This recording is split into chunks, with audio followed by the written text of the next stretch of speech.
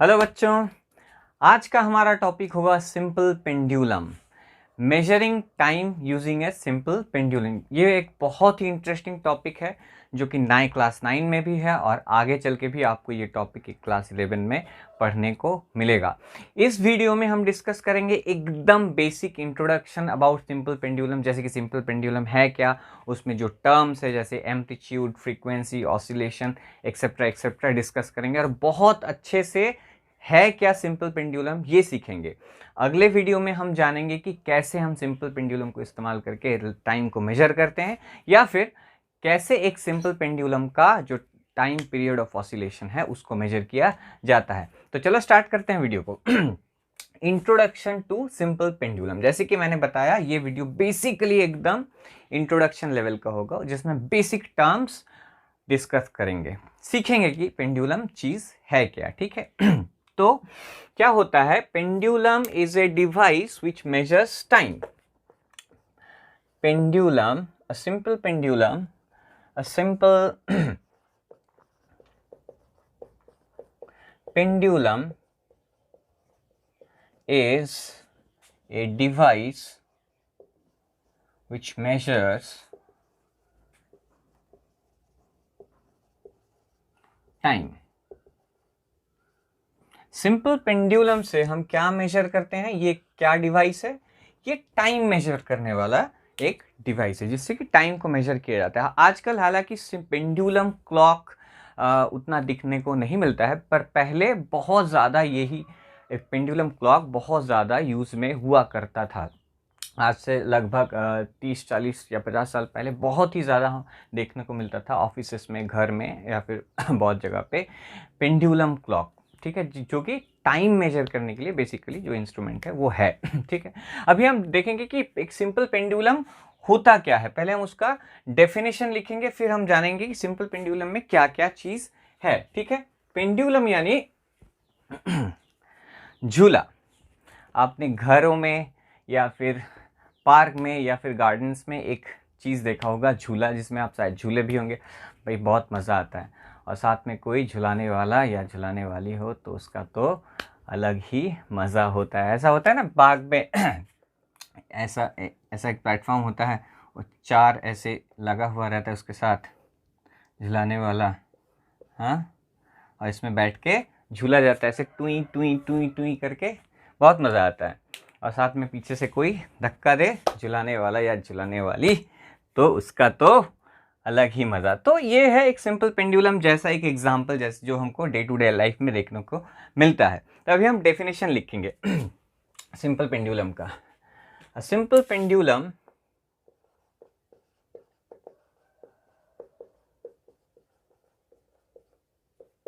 is a heavy point mass suspended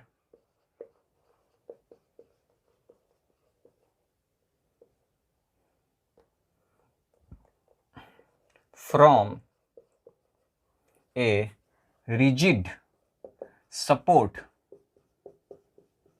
by a massless and inextensible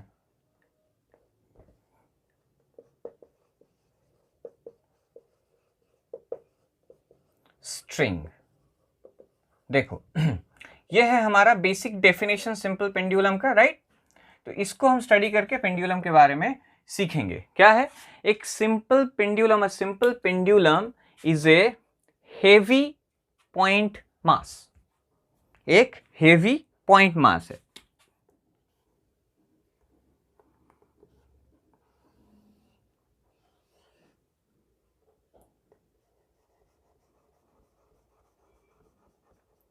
देखो definition में क्या बताया गया है, a simple pendulum is a heavy point mass. इस पॉइंट के ऊपर यहां पे माइंड को फोकस करना होगा। Is a heavy point mass, ठीक है, suspended from a rigid support. एक रिजिड सपोर्ट से उसको सस्पेंड किया जाता है, झुलाया जाता है ऐसे करके। ठीक है, suspended from a rigid support by a, इस पॉइंट पे भी ध्यान दो, by a massless and inextensible string. बस ये चीज आपको याद रखना है। एक हेवी पॉइंट मास को, एक पॉइंट मास जो कि बहुत भारी है, हेवी है, पॉइंट मास है, जिसको एक रिजिड सपोर्ट से सस्पेंड किया जाता है by a massless and inextensible string, right. बस यही है सिंपल पेंडुलम, और कुछ भी नहीं है। ये डिवाइस इतना ही सिंपल है जो लिखा हुआ है, सिंपल पेंडुलम, ठीक है। एक हेवी पॉइंट मास को हम किसी मासलेस और इनएक्सटेंसिबल स्ट्रिंग से अगर सस्पेंड कर दें, झुला दें, तो हम उसको क्या बोलेंगे? It's a example of simple pendulum, right. Okay, चलो अभी इसको धीरे धीरे धीरे एक एक वर्ड को समझते हैं। सिंपल पेंडुलम, एक एक वर्ड को समझना है। पहला बात देखो, हेवी पॉइंट मास, यहाँ पे एक वर्ड यूज किया गया है पॉइंट मास। इस चीज का हमको मतलब को समझना होगा कि पॉइंट मास का क्या मतलब होता है। ठीक है, देखो पॉइंट का क्या डेफिनेशन है? पॉइंट का डेफिनेशन ये है, एक पॉइंट ऐसा चीज है, साइंस में पॉइंट किसको बताया जाता है?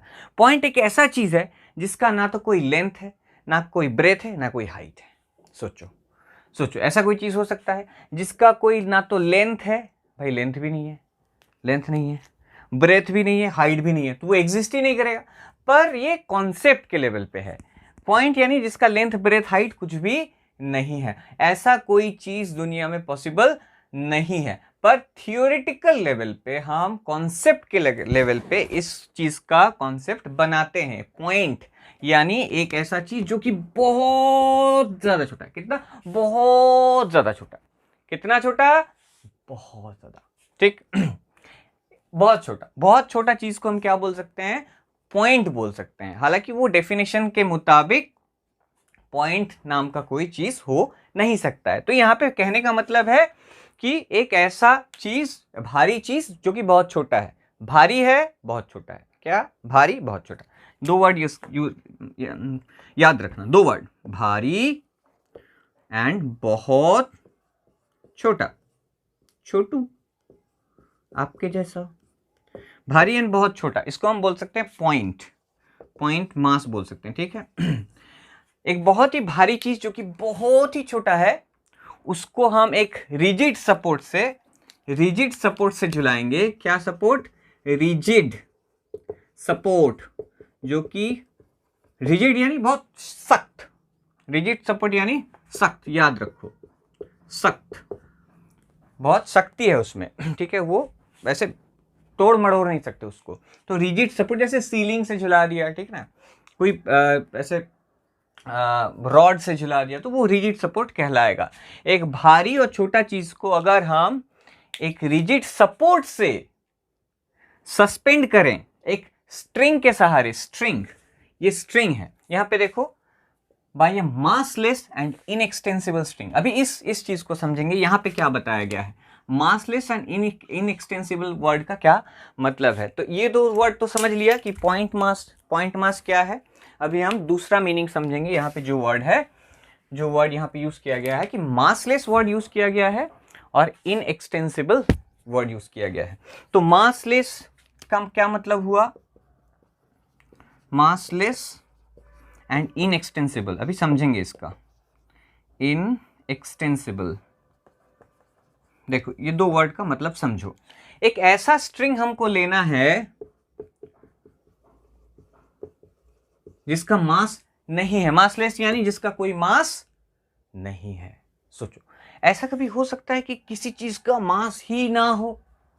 किसी चीज का मास ही नहीं है, ऐसा कोई चीज यूनिवर्स में पॉसिबल है क्या? नहीं पॉसिबल है।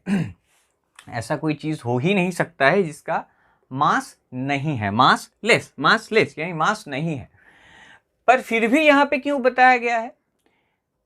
इसलिए बताया गया है कि ये हम सोच रहे हैं कि ऐसा हो तो सबसे अच्छा होगा। इसको बोला जाता है आइडियल केस। इसको बोला जाता है आइडियल केस यानी जो सबसे अच्छा होना चाहिए था। मासलेस यहाँ पे बताया गया है, तो हमको समझना होगा ये। हालांकि बताया गया है कि मासलेस यानी मास नहीं है, पर हमको समझना है कि ऐसा चीज जिसका मास बहुत ही कम है, very very very small mass, very very very, जितना बार वेरी लगाना चाहते हो लगा लो, फ्री है, स्मॉल मास, ठीक है। मासलेस यानी जो स्ट्रिंग का मास होगा बहुत ही कम होगा। हालांकि बताया गया है मासलेस, मासलेस तो हो नहीं सकता है, पर ऐसा स्ट्रिंग लेना है जिसका मास बहुत ही ज्यादा कम हो, ठीक है। Very very very small mass, तो हम उसको लगभग लगभग मासलेस बोल सकते हैं। अभी आप सोचेंगे कि डेफिनेशन में ऐसा क्यों बताया गया है। डेफिनेशन में ऐसा इसलिए बताया गया है कि जैसे कि मैंने बताया, ये आइडियल केस बताया गया है, यानी सबसे अच्छा जो केस हो सकता है, सबसे बेटर जो पेंडुलम हम बना सकते हैं, उसमें ये होना चाहिए। सबसे बेस्ट जो पेंडुलम हम बना सकते हैं उसमें यह होना चाहिए कि ये स्ट्रिंग मासलेस हो, इसमें यानी उसका मास ना हो कोई। हालांकि ऐसा पॉसिबल नहीं है, पर हम सोचेंगे, प्रैक्टिकली ये सोचेंगे कि जिसका मास, जो स्ट्रिंग का मास बहुत ही ज्यादा कम है, राइट, तो उसको हम मासलेस मान के चल सकते हैं। अभी दूसरा वर्ड क्या है, इनएक्सटेंसिबल है। यहां पे दूसरा वर्ड क्या है, इनएक्सटेंसिबल। इनएक्सटेंसिबल का मतलब है जो, मतलब जिसको हम स्ट्रेच नहीं कर सकते, जिसको अनस्ट्रेचेबल,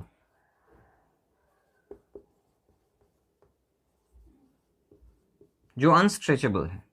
जो क्या है, इनएक्सटेंसिबल का मतलब क्या हुआ, ये सिंपल है, इसको समझ में आ जाएगा। अनस्ट्रेचेबल, इनएक्सटेंसिबल का मतलब एक्सटेंड, एक्सटेंड करना है, उसको बढ़ाना, है ना। रबर जैसे, हम स्प्रिंग जैसे, स्प्रिंग या रबर को जब हम खींचते तो बढ़ जाता है, उसका लेंथ बढ़ जाता है, तो वैसा नहीं होना चाहिए जिसको हम स्ट्रेच नहीं कर सकें, अनस्ट्रेचेबल। जिसको हम स्ट्रेच, खींचने से या फोर्स लगाने से स्ट्रेच हो जाता है ना, थोड़ा लेंथ उसका बढ़ जाता है, वैसा नहीं होना चाहिए। यही इस वर्ड का मतलब है, इनएक्सटेंसिबल यानी अनस्ट्रेचेबल, जिसका लेंथ हमेशा फिक्स रहेगा। ऐसा क्यों बताया गया, क्योंकि देखो यहाँ पे बताया गया हेवी पॉइंट मास को हम सस्पेंड करेंगे, तो हेवी पॉइंट मास को जब हम सस्पेंड करेंगे तो ग्रेविटी उसको अपने ओर खींचेगी ऐसे ऐसे करके, तो यहाँ पे जोर पड़ेगा ना, स्ट्रिंग के ऊपर जोर पड़ेगा, क्योंकि स्ट्रिंग से ही तो झूला हुआ है, तो स्ट्रिंग के ऊपर जो जोर पड़ेगा, तो जोर पड़ने से भी इसका लेंथ नहीं बदलेगा। यही कहने का मतलब है कि ये इनएक्सटेंसिबल होना चाहिए, यानी उसका लेंथ बढ़ना नहीं चाहिए। तो क्या होना चाहिए, स्ट्रिंग क्या होगा, मासलेस और इनएक्सटेंसिबल होगा, और जो जिस चीज को झुलाएंगे उसको हम बोलेंगे वो कैसा होना चाहिए, भारी होना चाहिए, और छोटा, छोटे से छोटा होना चाहिए, very very very very small mass इसका होना चाहिए। इसका मास बहुत ही ज्यादा छोटा, मतलब सॉरी, इसका साइज बहुत ही ज्यादा छोटा होना चाहिए और भारी होना चाहिए। तो ये चीज होगा सिंपल पेंडुलम। तो एक बार डेफिनेशन फिर से देख लेते हैं। A simple pendulum is a heavy point mass suspended from a rigid support by a massless and inextensible string. कैसे याद रखना है, एक हेवी पॉइंट मास को रिजिड सपोर्ट से मासलेस और इनएक्सटेंसिबल स्ट्रिंग के द्वारा झुलाया गया है। एक हेवी पॉइंट मास, समझ में आ गया, first part is suspended from a rigid support, rigid support से झुलाया गया है by massless and inextensible string. ये डेफिनेशन को समझ लेना है, अगर समझ लोगे तो याद रह जाएगा। तो आपको ये सारा चीज को नहीं भूलना है, जो की वर्ड्स है उसको नहीं भूलना है। और जैसे मैंने आइडियल केस ये लिखा है, ये आइडियल सिचुएशन में ऐसा होता है, मतलब आइडियल सिचुएशन मतलब सबसे अच्छा सिचुएशन, सबसे सबसे सबसे सबसे बेस्ट जो हम बना सकते हैं उसको हम बोलते हैं आइडियल सिचुएशन। तो आइडियल सिचुएशन में ऐसा होना चाहिए, हालांकि ऐसा नहीं होता, इसका थोड़ा बहुत मास तो रहता है और ये एकदम पॉइंट जैसा नहीं रहता है। समझ में आ गया। तो दिस वाज द डेफिनेशन। इस पे मैंने ज़्यादा जोर दिया क्योंकि ये समझना बहुत इंपॉर्टेंट है, क्योंकि अगर आप कहीं पे गलती कर दो, ये भारी हो जाए तो मतलब ये एक्सटेंसिबल हो जाए, मतलब ये स्ट्रिंग, तो वो सिंपल पेंडुलम नहीं कहलाएगा। ये बहुत बड़ा हो जाए तो इसको भी हम सिंपल पेंडुलम के में शामिल नहीं कर सकते। इसको बॉब बोला जाता है। इसको क्या बोला जाता है, जो इसको बॉब भी बोला जाता है। हेवी पॉइंट मास, इसको हम ब्रैकेट में बॉब लिख देते हैं, ठीक है। तो याद रखना, इसको बॉब बोला जाता है, ठीक है। Okay, right. अभी हम इसको मिटा देंगे और जो बेसिक सारा एकदम डेफिनेशंस है, फ्यू डेफिनेशंस एंड टर्म्स, उस सारा टर्म्स को हम लिखेंगे, उसका डेफिनेशन लिखेंगे और समझ लेंगे। ठीक है, तो बहुत ध्यान से इसके ऊपर ध्यान देना। पहला जो हमारा पॉइंट, अभी हम देखेंगे कि होता क्या है। अभी कुछ चीज हम देखेंगे कि क्या होता है, फिर हम एक के बाद एक टर्म लिखेंगे। देखो, यह है एक रिजिड सपोर्ट जहां से हमने एक पेंडुलम को सस्पेंड किया हुआ है, हेवी पॉइंट मास को।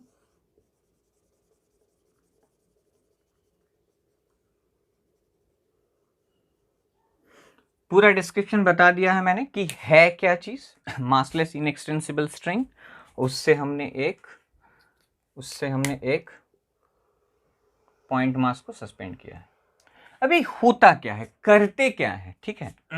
मतलब जो घटना घटता है ना, जो होता है ना, फिजिक्स में क्या होता है, कुछ ना कुछ होता रहता है, ठीक है। कोई जा रहा है, कोई टकरा रहा है, कोई वर्क हो रहा है, फोर्स लगा रहा है। तो ऐसा क्या होता है इसमें इसमें सिंपल सा एक चीज़ होता है कि इसको हमने ऐसे पकड़ा बहुत प्यार से, थोड़ा सा खींचा, बाबू थोड़ा इधर आ जाओ, उसको ऐसे करके इधर खींचते हैं और छोड़ देते हैं, फिर ये टुई टुई टुई टुई टुई टुई मोशन में लगा हुआ रहता है। किसी भी चीज़ को जैसे झूला में होता है, जैसे हम झूला देते हैं किसी चीज़ को, झूलता रहता है, तो इस वैसा ही होता है यहाँ पे। इसको थोड़ा सा इधर खींचा, ज़्यादा नहीं तो गुस्सा कर जाएगा, तो छोड़ दिया, तो फिर ये आराम से अपने मर्जी में टुई टुई टुई टुई ऐसे झूलता रहेगा, ठीक है। तो इसको ये होता है केस। तो हम यहाँ पे दो पोजीशन बनाएंगे, जैसे कि यहाँ पे हमने इसको थोड़ा सा ज़्यादा नहीं खींचना है, ठीक है, नहीं तो घुमा के उधर से एक चमाट भी आ सकता है, ज़्यादा खींच दोगे तो। किसी भी चीज़ को ज़्यादा मत खींचना। तो ये ऐसा एक पाथ बना लेता है अपना, ठीक है। ये होता है, ये घटना घटती है, ये होता है। तो इसी से हमको जानना है कि अभी आगे बढ़ाना है डिस्कशन को, ठीक। अभी देखो, ये जो ऐसे ऐसे ऐसे ऐसे ऐसे ऐसे ऐसे ऐसे करता है, टुई टुई, बुक कॉपी में मत लिख देना कि टुई टुई टुई टुई, नहीं तो बोलेगा कि सर को पढ़ाना नहीं आता है, क्या यार टुई टुई लिख दिया, टुई टुई पुई पुई, ये सारा वर्ड मत लिखना, समझने के लिए, ठीक है। ठीक, ओके। तो ये जो ऐसे ऐसे करता है, इसको 3 वर्ड इस्तेमाल किया जाते हैं यहाँ पे इसको बोला जाता है ऑसिलेशन बोला जाता है, इसको ऑसिलेशन बोला जाता है। ये जो मोशन हो रहा है ऐसे ऐसे करके, इसको हम ऑसिलेशन बोलते हैं, या फिर टू एंड फ्रो मोशन बोलते हैं, to and fro motion, to and fro यानी आना या जाना, आना जाना लगा रहेगा। अच्छा रिलेशन है तो आना जाना तो लगा ही रहेगा। टू एंड फ्रो का मतलब है आना जाना, आओ जाओ आओ जाओ आओ जाओ। तो ये वर्ड इस्तेमाल किया जाता है, मैं इसलिए बता रहा हूं कि ये सारा वर्ड आपको देखने को मिलेगा ताकि आपको याद रहे। एंड जब आप पढ़ो तो ये लाइन देख के घबराओ मत, सिंपल सा चीज है, आना जाना, इसको टू एंड फ्रो मोशन बोला जाता है, इधर इधर से इधर, इधर से इधर आता जाता रहता है। और एक वर्ड इस्तेमाल किया जाता है back and fourth, back and fourth. Back and fourth का मतलब है आगे पीछे, उधर आना जाना, इधर आगे पीछे, आगे गया पीछे गया आगे गया, ऐसे बैक एंड फोर्थ। तो back and forth, to and fro and oscillation, ये 3 वर्ड को हम इस्तेमाल करते हैं ये मोशन को डिस्क्राइब करने के लिए। तो देख के बिल्कुल मत घबराना, राइट। ओके, चलो आगे बढ़ते हैं। अभी हम डेफिनेशन लिखेंगे, ठीक है। तो ये जो पोजीशन होता है, जिस सबसे लास्ट वाला पोजीशन होता है, उसको हम बोलते हैं एक्सट्रीम पोजीशंस, एक्सट्रीम पोजीशंस, इसको बोला जाता है एक्सट्रीम पोजीशन। सबसे जो दूर जाएगा, झूलते झूलते सबसे जो दूर जाएगा, उस पोजीशन को हम बोलते हैं एक्सट्रीम पोजीशन। जैसे मैंने बता दिया ए ओ बी, तो A and B are extreme position. सबसे लास्ट जितना दूर तक आएगा उसको हम बोलते हैं एक्सट्रीम, सबसे दूर। तो सबसे जो दूर आएगा उसको हम बोलते हैं एक्सट्रीम पोजीशन। यहाँ ए और बी एक्सट्रीम पोजीशन, सबसे जो झूलते झूलते सबसे दूर, जितना दूर वो जाएगा, राइट, एक्सट्रीम पोजीशन ऐसे करके। और इस जो बीच वाला पोजीशन है उसको बोला जाता है मीन पोजीशन। इसको हम बोलते हैं mean position. This is called mean position, right, this is called mean position. Mean position, mean word का मतलब है बीच, बीच में। मीन का मतलब हमेशा याद रखना, मीन को बोला जाता है बीच का पोजीशन जो होता है ना, उसको बोला जाता है मीन पोजीशन। मीन यानी एवरेज भी होता है, मीन यानी एवरेज भी होता है। तो एवरेज पोजीशन अगर निकालो, दोनों सबसे लास्ट में इधर बी, सबसे लास्ट में इधर ए, तो ए और बी का जो बीच का एवरेज पोजीशन होगा, ए और बी का पूरा पाथ का, सॉरी, पूरा जो पाथ है उसका जो एवरेज पोजीशन यानी एकदम सेंटर का पोजीशन, उसको हम बोलते हैं मीन पोजीशन। ठीक है, तो ये सारा वर्ड को ध्यान में रखना है, क्योंकि ये सारा वर्ड आने वाला, मीन पोजीशन बोला जाता है इसको, सेंटर पोजीशन या सेंटर पोजीशन, पोजीशन। इसका डेफिनेशन भी एक लिख सकते हो आप, mean position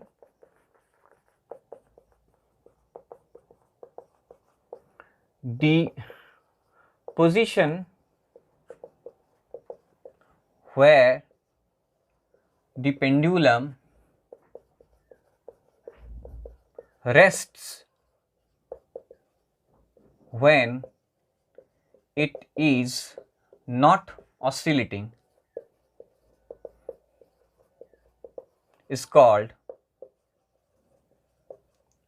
mean position।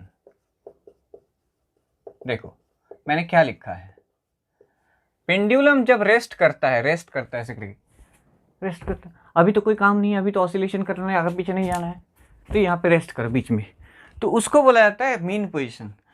The position where the pendulum rests यानी सो जाता है, कोई काम नहीं, सोता है।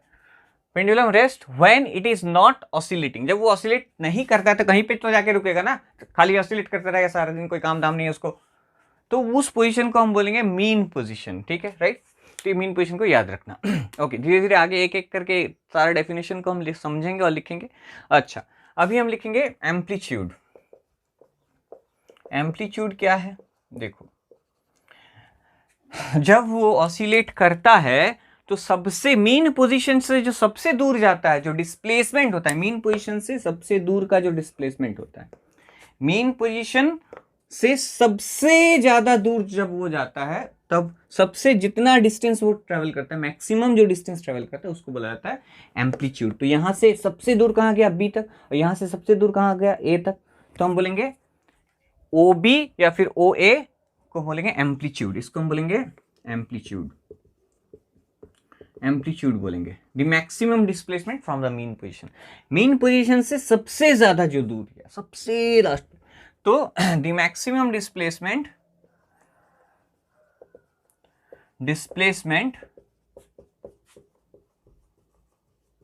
From the maximum displacement from the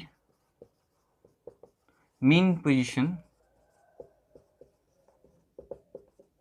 is called amplitude। उसको हम क्या बोलते हैं, एम्पलीट्यूड बोलते हैं।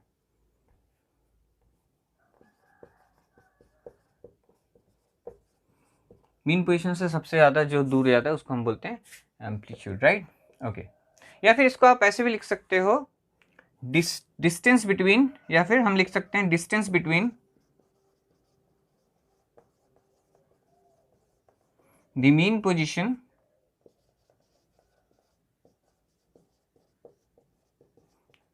and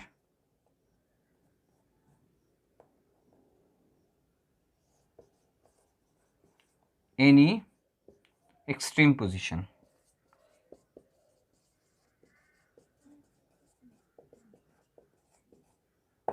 मीन पोजीशन से कोई भी एक एक्सट्रीम पोजीशन का जो डिस्टेंस है, मीन पोजीशन से कोई भी एक एक्सट्रीम, या तो बी या तो ए का जो डिस्टेंस है, उसको एम्पलीट्यूड बोलते हैं। दोनों डेफिनेशन सही है। The maximum displacement from the mean position, mean position से सबसे ज्यादा जो दूर जाएगा उसको हम एम्पलीट्यूड बोल सकते हैं, या फिर distance between the mean position और सबसे एक्सट्रीम कोई भी एक ले लेते हैं, ये वाला या फिर ये वाला, इससे एक्सट्रीम पोजीशन से मीन पोजीशन का जो डिस्टेंस है उसको भी हम डिस्प्लेसमेंट बोल सकते हैं। ठीक, आगे बढ़ते हैं। इफेक्टिव लेंथ, अभी इसको मिटा देते हैं, यहीं पे इफेक्टिव लेंथ लिख देते हैं। इफेक्टिव लेंथ, इसको थोड़ा हम अलग कर दें, हैं?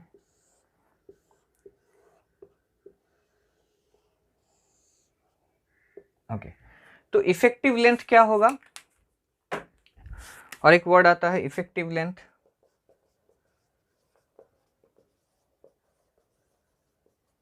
इफेक्टिव लेंथ क्या, देखो इफेक्टिव लेंथ जो लेंथ ओरिजिनल है, पेंडुलम का लेंथ, इफेक्टिव लेंथ यानी पेंडुलम का लेंथ। डेफिनेशन में क्या लिखेंगे? डेफिनेशन में लिखेंगे कि जो पॉइंट ऑफ सस्पेंशन, इसको बोला जाता है पॉइंट ऑफ सस्पेंशन, इसको हम बोलते हैं point of suspension, point of suspension, point of suspension, point of suspension, point of suspension जहां से झुलाया है वहां से point of oscillation, point of oscillation, इसको हम पॉइंट ऑफ ऑसिलेशन बोलते हैं, इसको हम पॉइंट ऑफ ऑसिलेशन बोलते हैं, पॉइंट ऑफ ऑसिलेशन। भाई जो ऑसिलेट कर रहा है उसको तो पॉइंट ऑफ ऑसिलेशन बोलोगे ना। जो चीज ऑसिलेट ऐसे ऐसे ऐसे ऑसिलेट जो कर रहा है, ये पॉइंट मास ऑसिलेट कर रहा है, तो इसको पहले ही तो मान के चलाइए कि पॉइंट है बहुत छोटा, एक पॉइंट है बहुत छोटा, तो इसको बोलते हैं पॉइंट ऑफ ऑसिलेशन। तो दो वर्ड याद रखना है, point of suspension, point of oscillation, point of suspension, point of oscillation. जो जिस पॉइंट से उसको सस्पेंड किया जाता है उसको बोला जाता है पॉइंट ऑफ ऑसिलेशन, और जो पॉइंट ऑसिलेट करता है, जो ओरिजिनली झूले में बैठ के मजा से झूल रहा है, उसको बोला जाता है पॉइंट ऑफ ऑसिलेशन। तो ये दो पॉइंट के बीच जो लेंथ है उसको हम बोलेंगे effective length. So the distance between, लिखेंगे दो वर्ड याद रखना, distance between the point of suspension, the point of suspension and point of oscillation, point of oscillation, अरे हो जा भाई, point of oscillation is called effective length।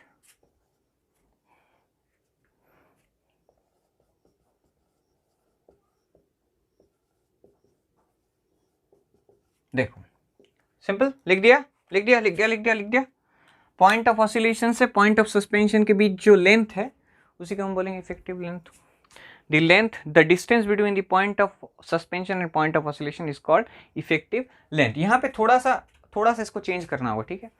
ये कभी कभी तो पॉइंट मास नहीं भी हो सकता है ना, ये जो है बॉब, ये कभी कभी थोड़ा बड़ा होता है, हालांकि हेवी होता है, छोटा होता है, पर फिर भी वो उसको हम पॉइंट नहीं मान के चल सकते। पॉइंट यानी ऐसा होगा, तो ऐसा थोड़ी होगा, थोड़ा सा बड़ा होगा। मान लो कि इतना बड़ा है, तो उसका जो इस बीच वाला पॉइंट है उसको बोला जाता है सेंटर ऑफ ग्रेविटी बोला जाता है। ये गोल जैसा होता है, स्फेरिकल होता है, तो चिपटा मतलब प्लेट जैसा होता है, ठीक होता है थोड़ा सा प्लेट जैसा। तो ये जो सेंटर का पॉइंट है उसको हम बोलते हैं point of centre of gravity, इसको हम बोलते हैं सेंटर ऑफ, ये बात याद रखो, सेंटर ऑफ ग्रेविटी, बाद में जाके पढ़ने को मिलेगा। सेंटर ऑफ ग्रेविटी अभी के लिए याद रखो, इसको बोला जाता है सेंटर ऑफ ग्रेविटी। तो कभी कभी वो पेंडुलम जो पॉइंट ऑसिलेट कर रहा है ना ऐसे तो वो छोटा नहीं होता है, वो थोड़ा सा बड़ा होता है। तो उसका जो सेंटर पॉइंट है उसको बोला जाता है point of centre of gravity. तो यहां पे डेफिनेशन में थोड़ा सा चेंज करना होगा, distance between point of suspension, point of suspension से सेंटर ऑफ ग्रेविटी। अभी क्या बताया, पॉइंट ऑफ सस्पेंशन से पॉइंट ऑफ ऑसिलेशन बताया, तो पॉइंट ऑफ ऑसिलेशन ना लिख के हम बोलेंगे point of gravity of the bob, centre of gravity of the bob, centre of gravity of point of suspension, oscillation की जगह पे हम लिखेंगे centre of gravity of the bob. तो distance between the point of suspension and the point of oscillation, या फिर यहां पे स्लैश देके, और centre of gravity of the bob is called effective length.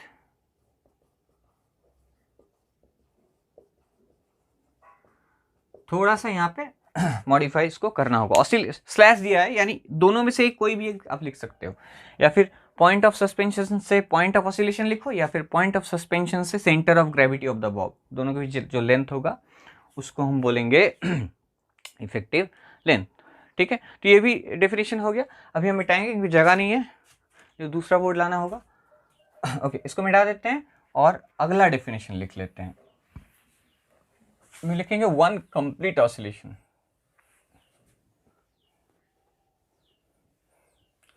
अभी हम लिखेंगे वन कंप्लीट ऑसिलेशन किसको बोला जाता है। One oscillation. वन ऑसिलेशन किसको बोलेंगे? देखो, वन ऑसिलेशन हम कब बोलेंगे कि पेंडुलम एक बार झूला। ओए, मेरे को 20 बार झूला, मैं तेरे को 20 बार झूलाऊंगा, तू मेरे को 20 बार झूला, मैं तेरे को 20 बार, तू मेरे को 20 लाख दे, मैं तेरे को 20 लाख दे, ऐसे करके। तो कैसे पता चलेगा कि कितना बार वो ऑसिलेट किया, ऐसे ऐसे करके कितना बार ऑसिलेट किया? अगर मैं जानना चाहूं कि कितना बार ऑसिलेट किया, तो मुझे काउंट करना होगा ना, एक बार ऑसिलेट, दो बार, तीन बार। तो हमको कैसे पता चलेगा कि एक बार ऑसिलेशन कब कंप्लीट हुआ? तो उसका डेफिनेशन बताता हूं।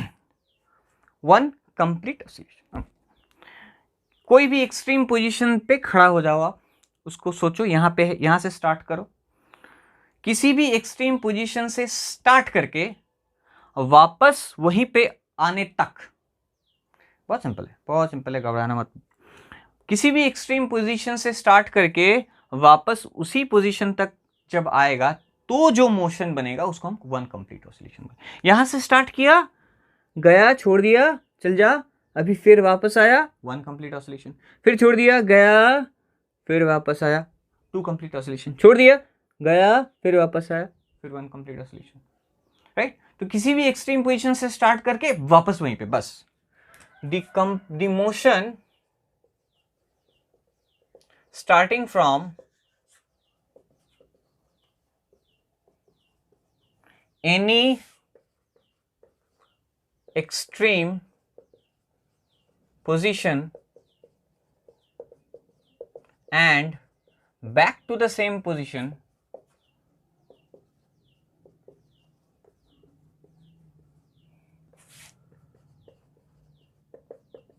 is called one oscillation। उसको वन ऑसिलेशन बोलते हैं, उसको वन ऑसिलेशन बोलते हैं। The motion starting from any extreme position, कोई भी एक एक्सट्रीम पोजीशन, लास्ट वाला पॉइंट से स्टार्ट करके वापस वहीं तक जाके आ गया, वन कंप्लीट ऑसिलेशन। तो the motion starting from any extreme position, कोई भी एक्सट्रीम पोजीशन से स्टार्ट करके and back to the same position, फिर से वहीं तक आने तक, फिर से वहीं तक जब आ गया तो हम बोलेंगे वन कंप्लीट ऑसिलेशन होगा, वन कंप्लीट ऑसिलेशन उसको बोलेंगे। बस खत्म। बहुत इजी है याद रखना, किसी भी एक्सट्रीम पोजीशन से स्टार्ट करके वापस वहीं तक लौट के आना, उसको मतलब वन कंप्लीट ऑसिलेशन। अभी हम लिखेंगे next definition, time period. Time period किसको बोला जाता है? टाइम पीरियड, देखो टाइम पीरियड क्या है? एक कंप्लीट ऑसिलेशन करने के लिए उसको जितना टाइम लगता है। अरे बाप रे, बहुत सिंपल है, कुछ है ही नहीं। एक बार ऑसिलेट का, एक बार झूलने के लिए टुई टुई जितना टाइम लगा, वन कंप्लीट ऑसिलेशन। फिर से करते हैं, मजा आएगा। टुई टुई जितना टाइम लगा, टाइम पीरियड।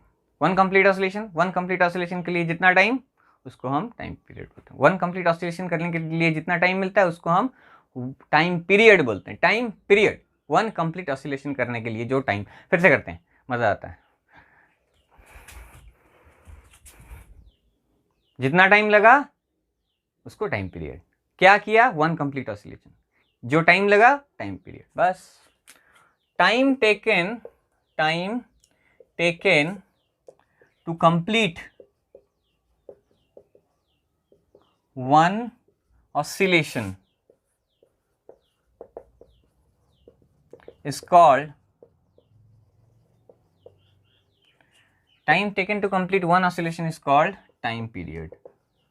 उसको एक बार झूलने में जो टाइम लगता है उसको हम वन टाइम, उसका टाइम पीरियड बोलते हैं। उसको एक बार ऑसिलेट करने के लिए, उसको एक बार झूलने के लिए जो टाइम लगेगा, एक बार झूलने के लिए जो टाइम लगेगा उसको हम बोलेंगे उसका टाइम पीरियड। बस सारा डेफिनेशन को याद रखना है। बेसिकली इंट्रोडक्टरी क्लास होगा, राइट।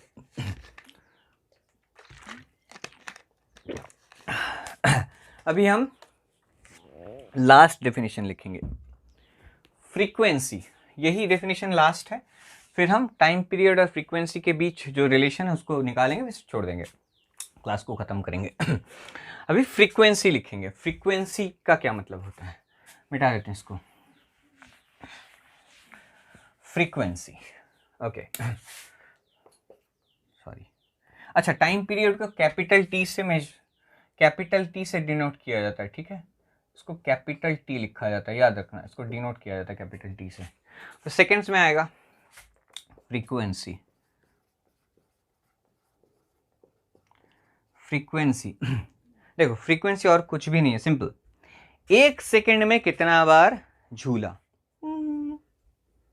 एक सेकंड में कितना बार, एक सेकंड में अगर 5 बार कंप्लीट ऑसिलेशन हो, एक सेकंड में जितना number of full oscillation, complete oscillation एक सेकंड में जितना करेगा उसको उसका फ्रीक्वेंसी बोलेंगे। हम बोलते हैं कितना फ्रीक्वेंसी में पंखा घूम रहा है, से हम बोलते हैं 120, मान लो कि 200 आरपीएम, ऐसा एक वर्ड इस्तेमाल किया जाता है। पंखा घूम रहा है 200 आरपीएम, तो राउंड्स पर मिनट, आरपीएम यानी राउंड्स पर मिनट, 200 बार घूमेगा एक मिनट में। फ्रीक्वेंसी एक सेकंड भी ले सकते हैं, एक मिनट भी ले सकते हैं, एक घंटा भी ले सकते हैं, मिनट में किया जाता है, इजी रहता है। पंखा घूम रहा है कोई चीज़, तो हम बोलेंगे इतना आरपीएम। तो फ्रीक्वेंसी बताता है मतलब कितना स्पीड से वो घूम रहा है, या फिर यहाँ पे अगर कहें तो कितना स्पीड से ऑसिलेट कर रहा है, उसको सेंस करने के, उसको जानने के लिए कि उसका स्पीड कितना है, कितना बार ऑसिलेट कर रहा है। जैसे कि मैं आप एक घंटे में 50 सम करो, ज़्यादा हो गया, एक घंटे में 20 सम करो तो बोलेंगे आपका फ्रीक्वेंसी है 20 सम्स पर आवर। एक दिन में 50 सम करो तो मैं बोलूँगा आपका frequency 50 sums per day, 50 sums per day, यानी आप 50 सम्स एक दिन में करते हो, तो वो कितना स्पीड से हम करते हैं उसका एक मेजरमेंट है फ्रीक्वेंसी। तो फ्रीक्वेंसी यानी एक सेकंड में ये कितना बार कंप्लीट ऑसिलेशन करता है, कितना बार कंप्लीट झूलता है। तो हम लिखेंगे definition, the total number of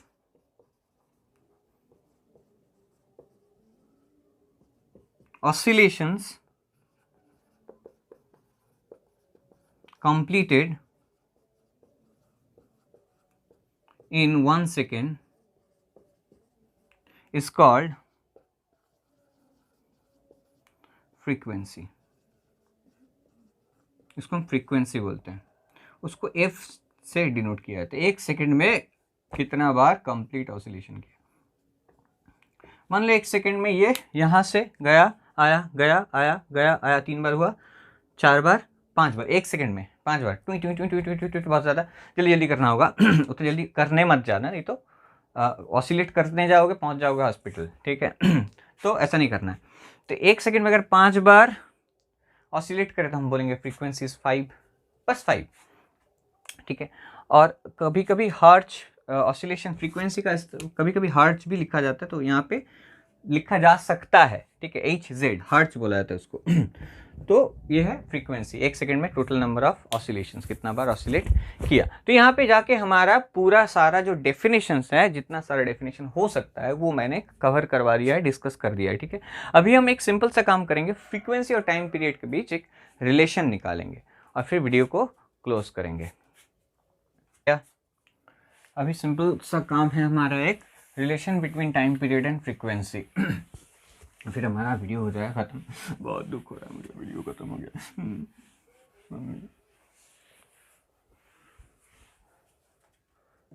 देखो, relation between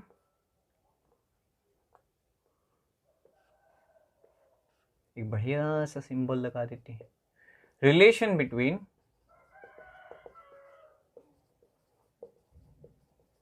time period and frequency. Time period और फ्रीक्वेंसी के बीच क्या रिलेशन है? तो टाइम पीरियड टी से डिनोट किया जाता है एंड फ्रीक्वेंसी एफ से डिनोट किया जाता है, राइट। ओके, अभी हम इसका रिलेशन निकालेंगे। देखो, what is time period? Time taken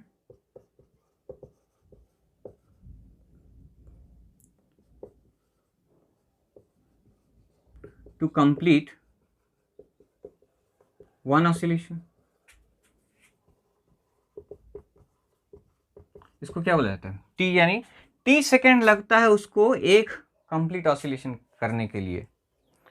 T second उसको लगता है वन कंप्लीट, एक बार ऑसिलेट करने के लिए उसको टी सेकेंड लगता है। तो एक सेकेंड में कितना बार? एक second divided by T seconds.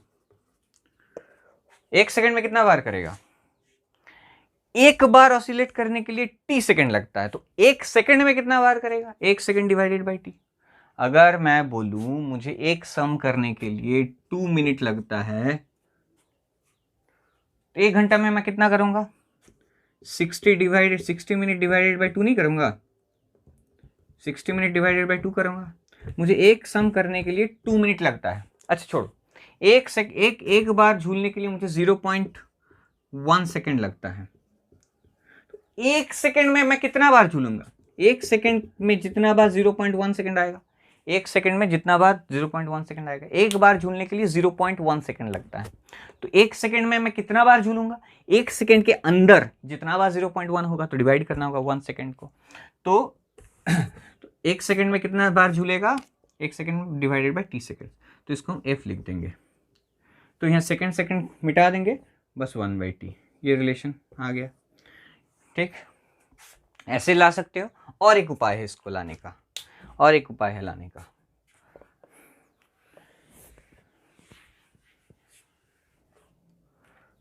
F क्या है? Number of oscillation in 1 second.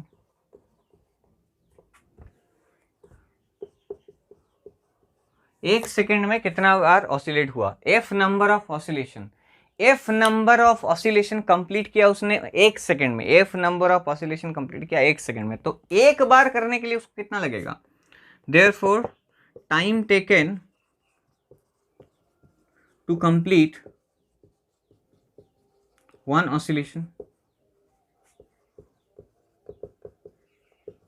Divide कर दो।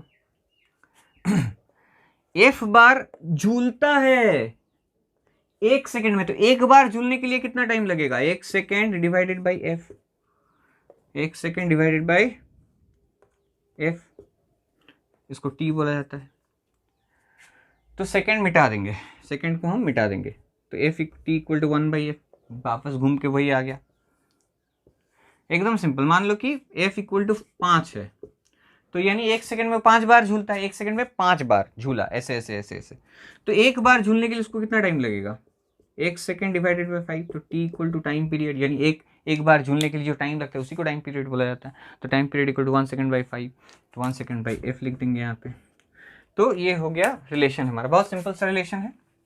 टी इक्वल टू 1/f, या फिर एफ, इसको आप लिख सकते हो एफ इक्वल टू 1/t, बात सेम है।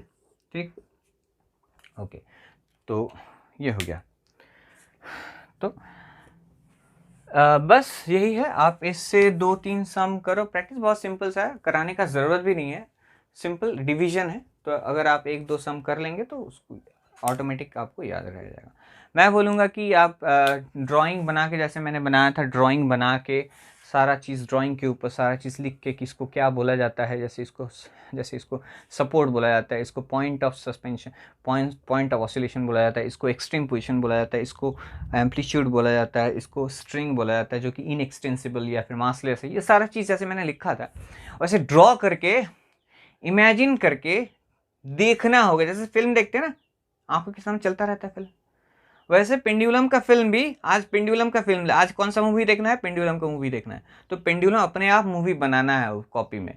तो इतना इंटेंसली पढ़ोगे, इतना क्लोजली पढ़ोगे, इतना प्यार से पढ़ोगे, तो ही ज़िंदगी भर याद रह जाएगा, वो दिल में बैठ जाएगा, दिल और दिमाग में। तो ग्राफ ड्राइंग बनाना है, सारा चीज़ लिखना है, सोचना है कि इनएक्सटेंसिबल स्ट्रिंग है, पॉइंट मास है, फिर सारा डेफिनेशन एक के बाद एक सोच के समझ के लिखना है, याद करने का कोशिश नहीं करना है। ऐसा करोगे तो ज़िंदगी भर याद रहेगा, कोई आपको भुला नहीं पाएगा, कैसा भी एग्ज़ाम हो।